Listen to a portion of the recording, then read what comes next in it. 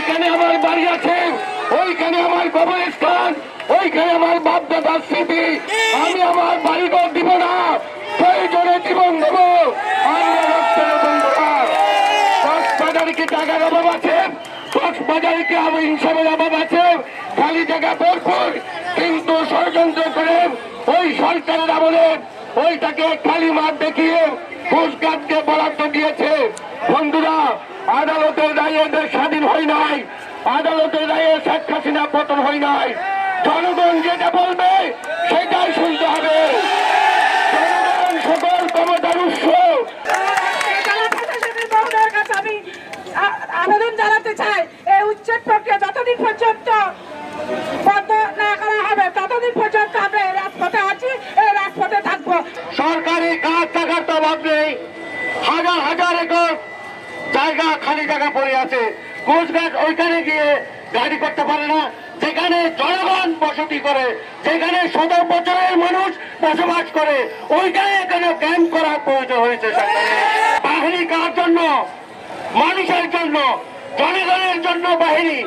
বাহিনীর জন্য মানুষ না, আমাদের জন্য বাহিনী।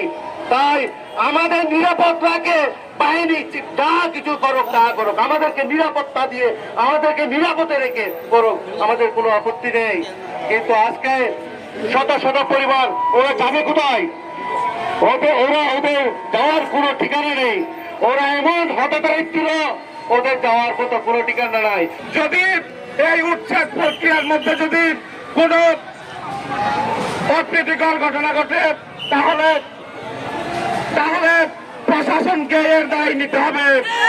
আমরা আমাদের জীবন থাকতে এই উচ্ছেদ প্রক্রিয়া বাস্তবায়ন করতে দিব না। কিছু মহোদয়কে বলেছিলাম, অনুরোধ করেছিলাম আমাদেরকে ইন্দিরের ভিতরে ওনার টেবিলের মধ্যে আলোচনা করে এটা সমাধান করার জন্য, কিন্তু তিনি এটার কোনো কর্ণপাত করেন নাই। আমাদেরকে রাজপথে নামার জন্য বাধ্য করেছে। আমাদের নিয়ে কোনো সুষ্ঠু সমাধান না হওয়া পর্যন্ত আমরা রাজপথ ছাড়বো না। ১০০ বছরের বসতি উচ্ছেদ করার পায়তারা শুরু করেছে কোচঘাট কর্তৃক। অবৈধ হতিয়ান করে আমাদের জনবসতিতে হামলা করে আমাদেরকে উচ্ছেদ করার পায়তারা করেছে। আমরা জোর দাবি জানাচ্ছি, এই উচ্ছেদ অভিযান যেন অতি অচিরে বন্ধ করা হয়। আমরা ডিসি স্যার মহোদয়ের কাছে স্মারকলিপি দিয়েছি, কিন্তু আমাদেরকে আশ্বস্ত করেছে এখনো পর্যন্ত আমাদের সাথে কেউ যোগাযোগ করে নাই। আমরা যতক্ষণ পর্যন্ত কোনো আশ্বাস না পাবো ততক্ষণ পর্যন্ত আমরা ঘরে ফিরে যাব না।